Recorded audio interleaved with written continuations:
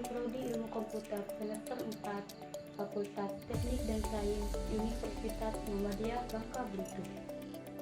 Di video kali ini saya akan melakukan tugas UTS saya, yaitu menganalisis jurnal. Kali ini jurnal saya adalah judulnya Sistem Pakar untuk Diagnosa Penyakit dan Gangguan Kesehatan. Baiklah, yang pertama topik yang akan dibahas. Sistem pakar untuk diagnosa penyakit dan gangguan kesehatan. Kenapa harus topik ini? Karena sebagai bagian dari AI, sistem pakar bertujuan meniru keahlian dan pengetahuan manusia di bidang tertentu. Khusus topik ini akan membahas tentang diagnosa penyakit. Di topik ini, saya menemukan 3 jurnal. Yang pertama, jurnal ke-1, Sistem Pakar Diagnosa Penyakit pada Perokok, menggunakan metode teorema Naik-Bayes. Yang kedua, Sistem Pakar Diagnosis Penyakit Gangguan Kehamilan, menggunakan metode forward chaining dan uncertainty factor berbasis web. Yang ketiga, Sistem Diagnosis Penyakit Buta Warna, menggunakan metode Isushra dan Cambridge dengan algoritma Gaussian similarity. Selanjutnya, metode pengumpulan data, kualitatif atau kuantitatif. Jurnal yang ke-1 menggunakan metode kualitatif. Jurnal ini menggunakan metode kualitatif seperti observasi langsung dan wawancara untuk mengumpulkan data tentang gejala yang terkait dengan penyakit terkait merokok. Metode kualitatif seperti pengamatan langsung memungkinkan peneliti untuk mengamati subjek di lingkungan alami mereka, memberikan wawasan yang kaya tentang gejala yang dialami oleh perokok. Wawancara membantu dalam memperoleh informasi terperinci dan informan tentang gejala terkait merokok, membantu dalam pemahaman yang komprehensif tentang materi pelajaran. Jurnal yang kedua menggunakan metode kualitatif.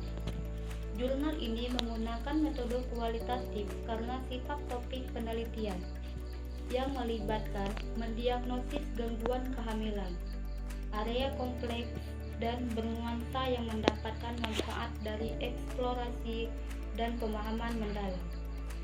Metode kualitatif cocok untuk menangkap seluk-beluk mendiagnosis gangguan kehamilan karena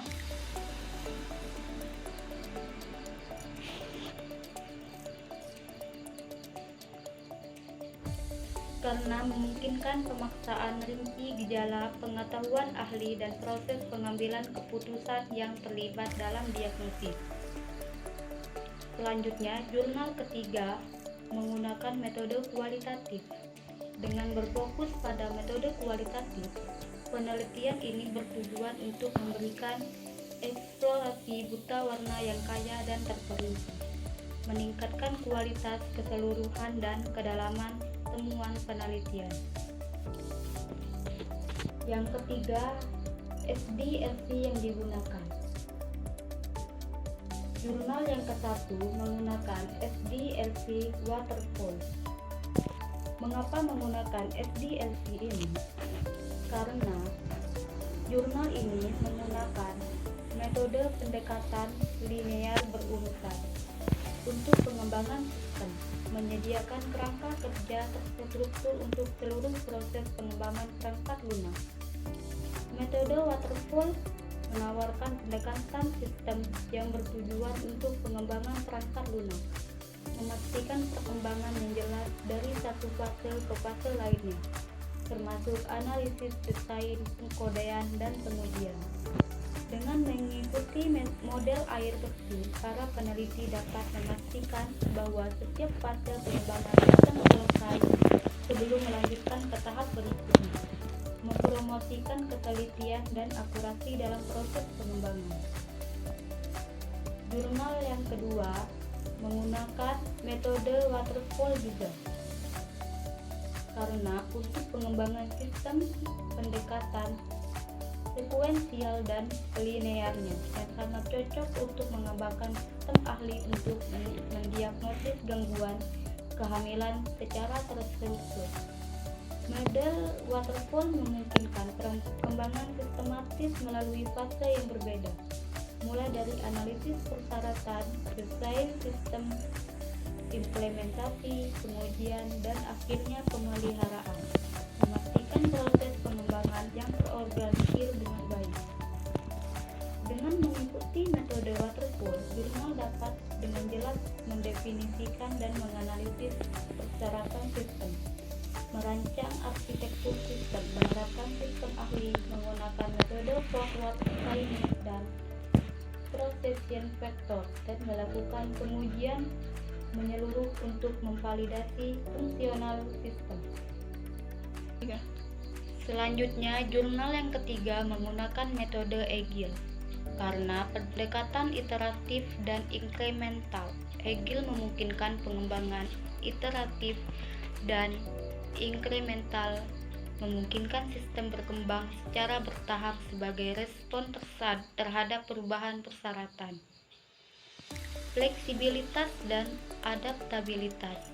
Metode Agile menawarkan fleksibilitas dan kemampuan beradaptasi. Kualitas dan kecepatan. Agile bertujuan untuk memberikan perangkat lunak berkualitas tinggi dengan cepat. Yang keempat, perbandingan jurnal.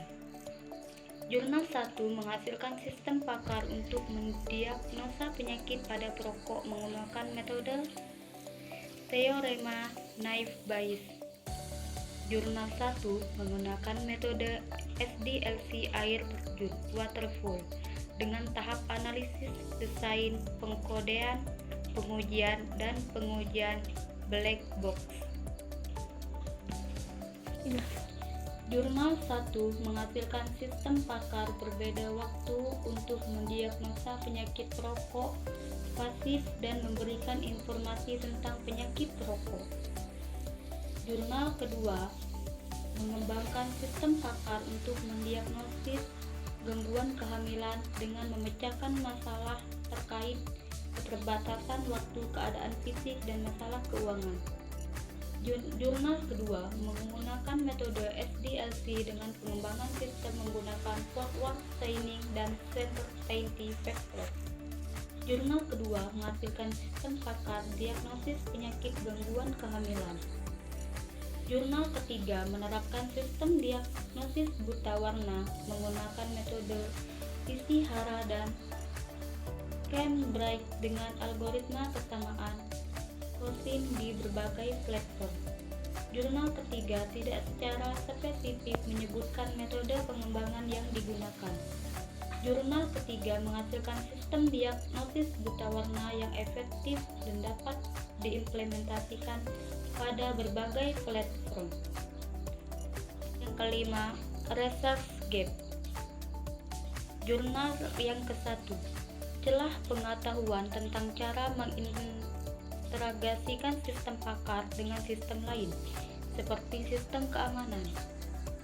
Celah empiris dan mengukur akurasi sistem pakar diagnosis penyakit perokok.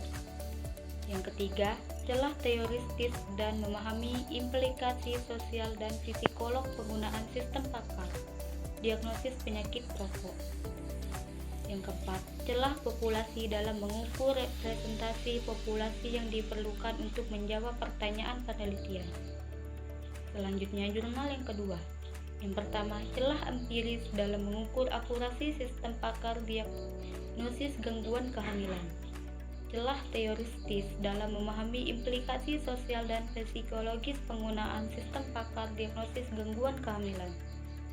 Yang ketiga, celah populasi dalam mengukur representasi populasi yang diperlukan untuk menjawab pertanyaan penelitian. Selanjutnya, jurnal yang ketiga.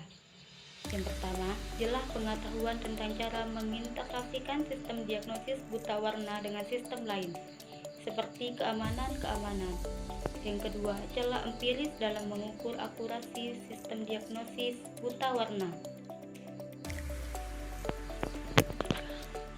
ketiga, celah teoritis dalam memahami implikasi sosial dan psikologis penggunaan sistem diagnosis buta warna.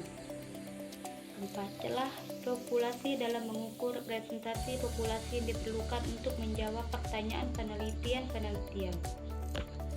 Baiklah, inilah hasil tugas UTS analisis saya. Wabillahi taufiq wa hidayah. Wassalamualaikum warahmatullahi wabarakatuh.